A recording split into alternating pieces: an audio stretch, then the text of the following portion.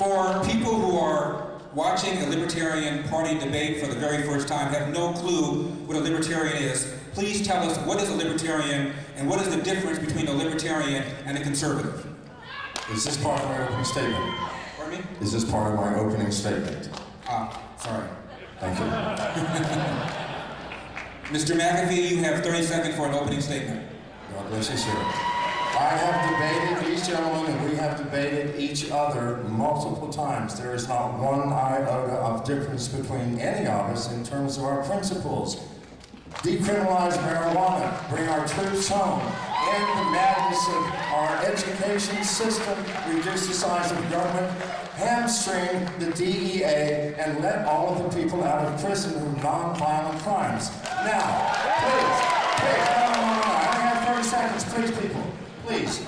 Now, if I get one more question about what we will do first day in office, no offense, I will lose it up here. I want some questions, please, on how we can help the grassroots of this country. Does the government work for us, or do we work for the government? Are the rights of man limited, or are they more numerous than the stars?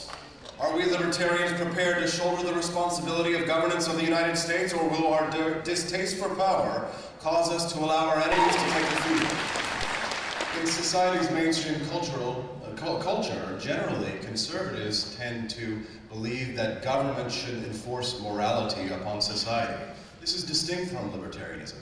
Libertarianism believes that you own your life and body and should be able to do with it as you please, provided you harm no one else, and that the government should stay out of our personal lives. A conservative will fight to live free. A libertarian fights for everybody to live free. If you want to be free to carry guns that you want, you also have to fight for the freedom of your neighbor to marry who he wants or she wants, to smoke what he or she wants, to do with their body what he or she wants. That's freedom for everybody. My second general question, Mr. Perry, please start. Most libertarians think both major parties are bad, but that the Republican Party is, at least as to economic issues, the lesser of two evils. What do you say to people who believe that in the best case scenario, the Libertarian candidate this year might get 10%?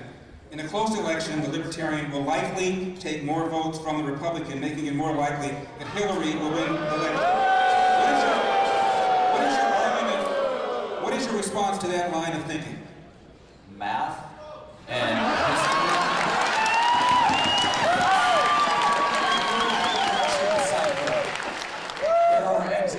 that are done and questions asked of voters that vote for libertarians. If the libertarian were not in the race, who would you have voted for? And it's almost even split between Democrat and Republican, with a sizable number that would say, I would not have voted otherwise. Is it possible for me to win the nomination? Is it possible for the Libertarian to become the next president of the United States? Of course it is, because all it takes is a miracle. And miracles happen. Who makes miracles happen? I'm looking at them right now.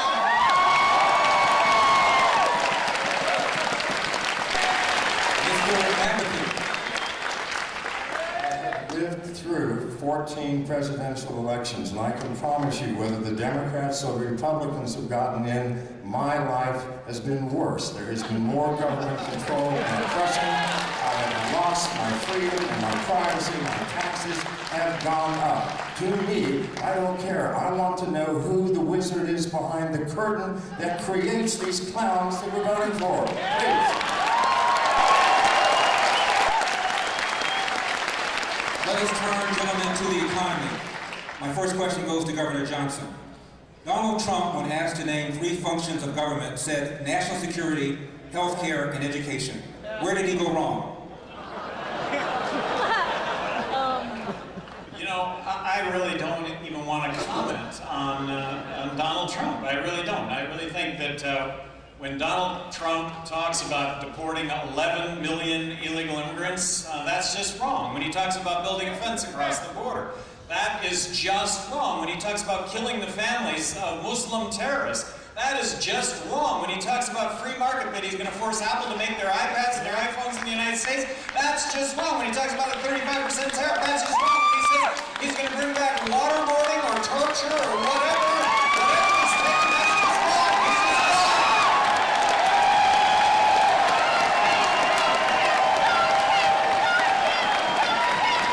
wrong. Mr. Peterson. Well, I'd like to build a wall around Donald Trump and make Bernie Sanders pay for it. If Donald Trump thinks healthcare, the economy, and national security are important, I'm glad that asshole finally got something right. But it's not the government to do it. It's our job. It's our money and it's our job. I don't want to tell our government, leave us alone. I want to tell our government, relax. We got this. There should not be government-run schools. That does not mean that I oppose education. I love education, and to quote Mark Twain, I never let my schooling get in the way of my education. Every one of you in this room and watching at home can get an MIT education right now absolutely free. They have put all of their courses online. You can take them right now. Go there, MIT. All of the courses online, absolutely free. Go to Khan Academy. You can learn anything you want for free. As with everything, I believe they should be completely voluntary. How many people in here, and I actually do want a show of hands, love grandmas? How many of you would donate money to feed grandmas? I do not see a single person that did not raise their hand. That's how you fund Social Security, Medicaid, and Medicare. What taxes, if any, do you believe in? How should government fund its essential duties and repair obligations?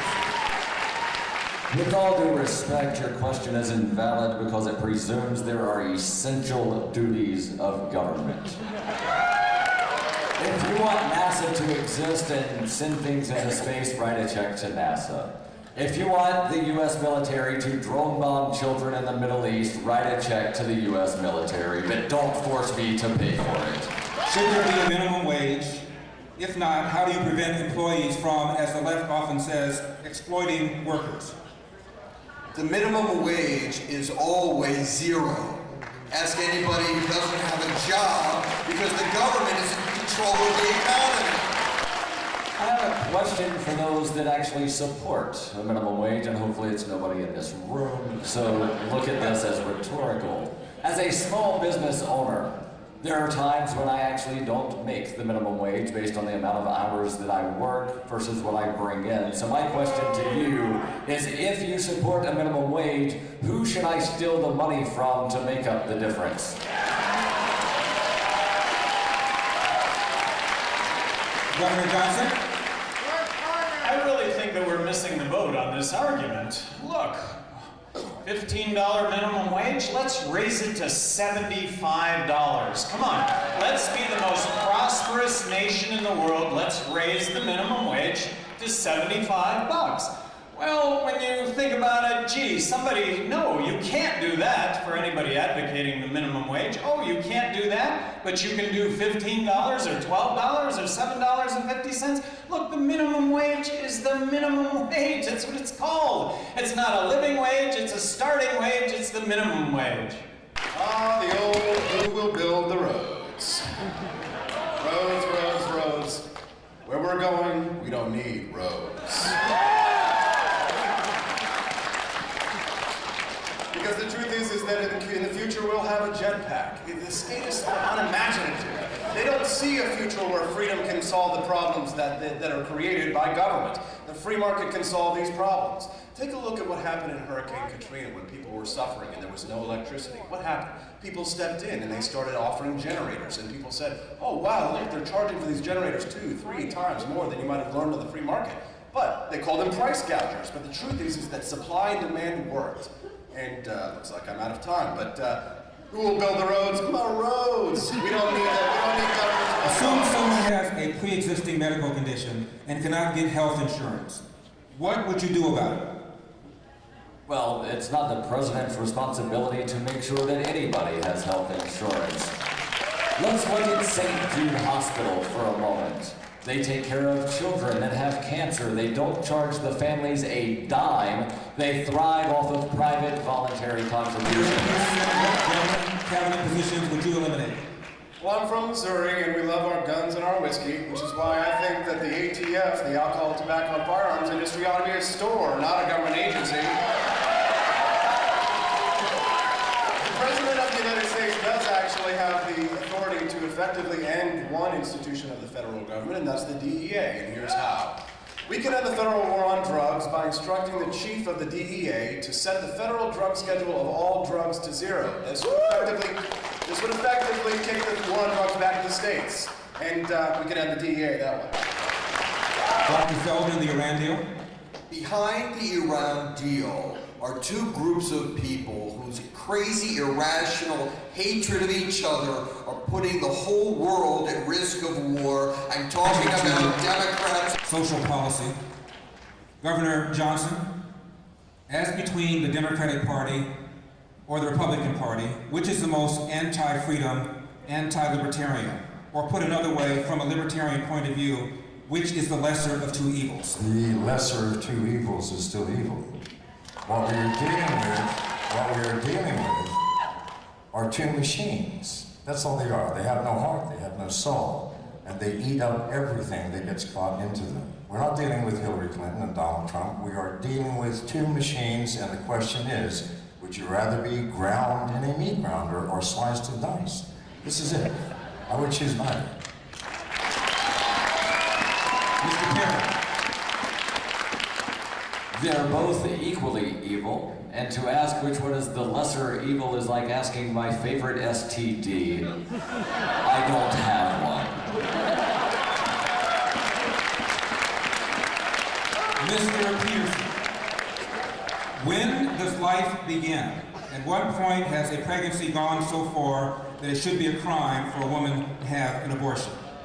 Well, I am not a scientist or a doctor. I do not know when life begins. I believe it most likely begins at conception.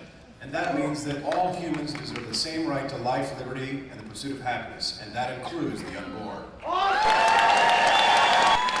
Dr. Feldman, do you believe in any form of gun control?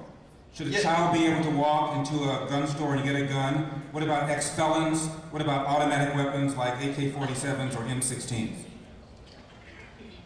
I believe in gun control. I believe people should control their guns.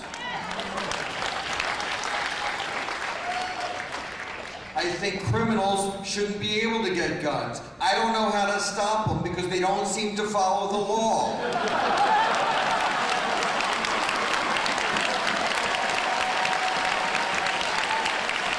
Mr. Matherly, do you believe in any form of gun control? I probably am the most gun advocate in this room. If you find the picture on the internet where I'm not carrying a gun, that's a rare photograph. No, I do not. Our Constitution has no limits. It doesn't say we have the right to bear arms unless you're under 21, unless you're not a criminal, or unless you're carrying one with a 15-round magazine. No, absolutely not. Let your parents, if you're underage, decide when you can learn to shoot to 22, after you've learned how to cross the fence without shooting yourself. No control, none. Mr. Perry. Those who advocate disarming felons for life believe that humans cannot be rehabilitated. I have a friend who 20+ years ago served 8.5 years in prison for a murder that he did not commit, but he was involved in. Those who advocate gun control say that he should not be able to defend himself, his wife, or his 7-year-old child. I support the right to self-defense, regardless of someone's past, because I believe that humans can rehabilitate themselves. Governor Johnson, do you believe in any form of gun control? I don't. I've been a gun supporter my entire life. In 1995, as governor of New Mexico, I got to sign concealed carry legislation, which at that time was really cutting edge. I've stood up through Our America Initiative to initiatives to limit the number of bullets in the magazine, limit the caliber of bullets. Look, I'm just in the belief that if you start limiting big caliber guns, only criminals are going to have big caliber guns.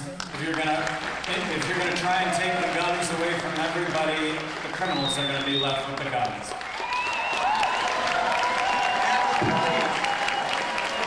Mr. Peterson. Well, I believe in gun control. I think that we need to control the government's use of guns. Honestly, no, it's an enumerated right. I believe in a world where gay married couples can protect their marijuana fields with fully automatic machine guns, baby. All of it. The Constitution of the United States says shall not be infringed. It is an enumerated right, and it doesn't say muskets, it says arms. We have the right to bear arms, and that right will be protected under a Peterson administration for once and for all. Mr. Matt, Dr. Feldman. I don't need a concealed carry certificate. I don't need any kind of marriage license. I don't need a marijuana grower's permit. I have a constitution. What I need is a government that honors it and doesn't ask for licenses and permits and certificates for things that are none of the government's business. Dr. Feldman, if a parent chooses not to send his or her child to school, should the government intervene? Yes, the government should send some people over there to see what a great job they're doing.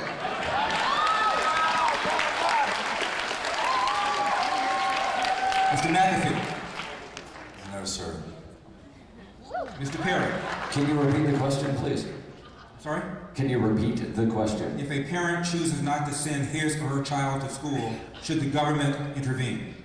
Absolutely not. The government should not be concerned about where a child is or is not at any given time. The government should not be running the schools. The government should not be intervening when people decide to let their child walk down the street to go to the playground.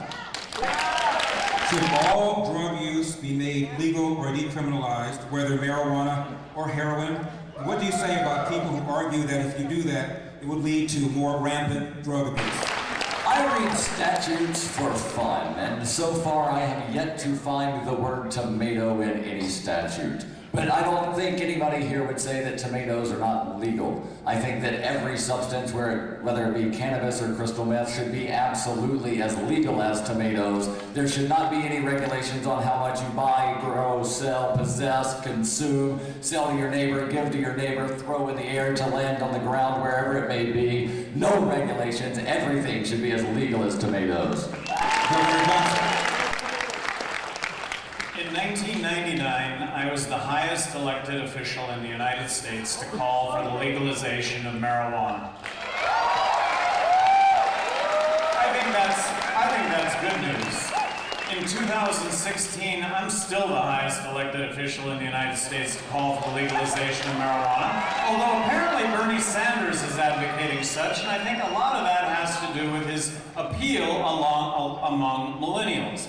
Look, I think when we legalize marijuana, we will take a quantum leap in this country with regard to drug use. If we were to legalize all drugs tomorrow, the world would be a much better place. 90% of drug problems are prohibition-related, not use-related. That is not to discount the problems of use and abuse, but that should be the focus.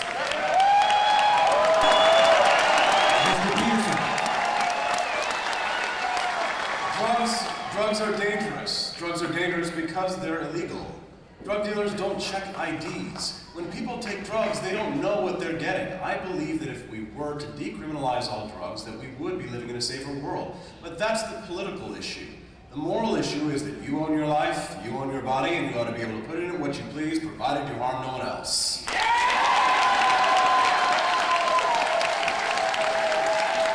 Dr. Feldman, should all drug use be made legal or decriminalized, whether marijuana or heroin? Marijuana should not be legalized like alcohol and tobacco. It should be normalized like caffeine and chocolate. Drug abuse is a medical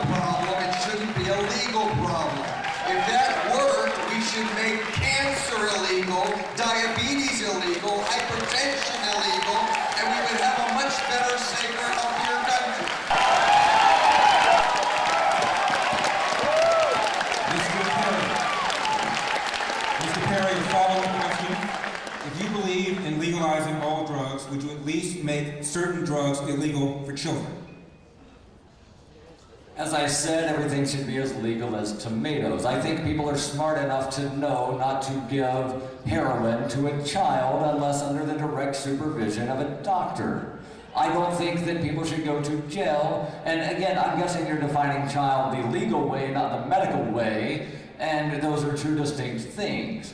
But again, people are smart enough to know not to give horrible, horrible things to children. Let's look at Portugal, and I'm going over time because everybody else has. Let's look at Portugal for a second. They decriminalized everything 15 years ago. Drug use, drug abuse dropped drastically. Everybody's safer because they're not afraid to go get help if they need it. Right now in this country, people are afraid to go get help because if they go to the doctor will call it bad.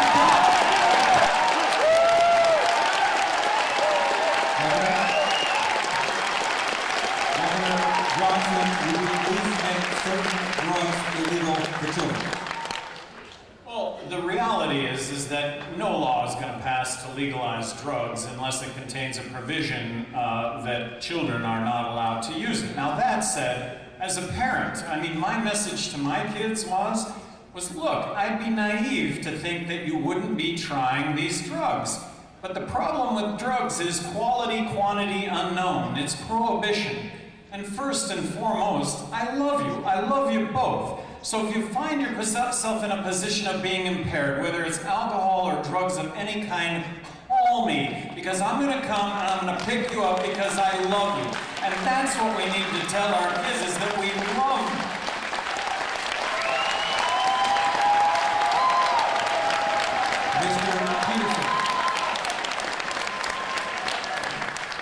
The President has no constitutional authority to regulate drugs. That being said, at the state level, I would support some legislation that would stop children from being allowed to purchase drugs and prosecute anyone who would put a child in danger, because I do believe that children do need some protection. Yes, you should not be able to sell heroin to a 5-year-old. Before we can sell a drug, it has to be tested to make sure it's safe and effective. Congress has a similar mechanism for laws. Before they pass any law, they test it very carefully to see its effect on campaign contributions. If a parent would endanger their child, there's worse problems in that family than drugs. Yes. We need to go to the root of the problem, which generally is only made worse by government. There's a lot of problems and a lot of suffering in the world. Adding criminal punishment doesn't help. Mr. McAfee, would you at least make certain drugs illegal for children? If a child goes out to buy drugs and the parents don't know they're gone or where they are, there's a problem. If the child has the money to buy drugs, where do they get it? Aren't you missing it? And when a child comes home stoned and you do not notice it, the problem is not with the seller of the drugs. It is with the parents. Who signed the Civil Rights Act of 1964, which ended discrimination in both the public and private sectors? Well, the senator has the power of the filibuster, so I would have filibustered until we abolished Title II, and then we would have gotten rid of the government discrimination.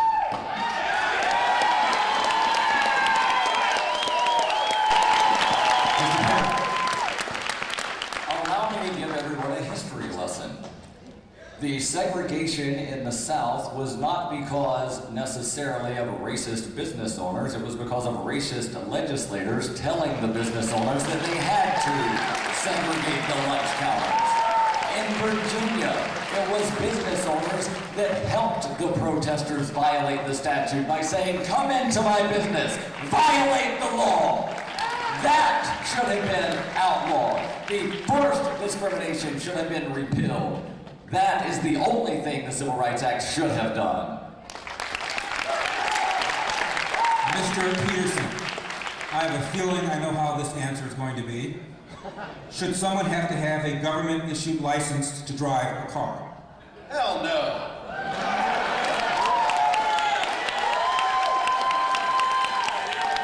The government requires licenses for far too many things. The government requires licenses for people to broadcast radio.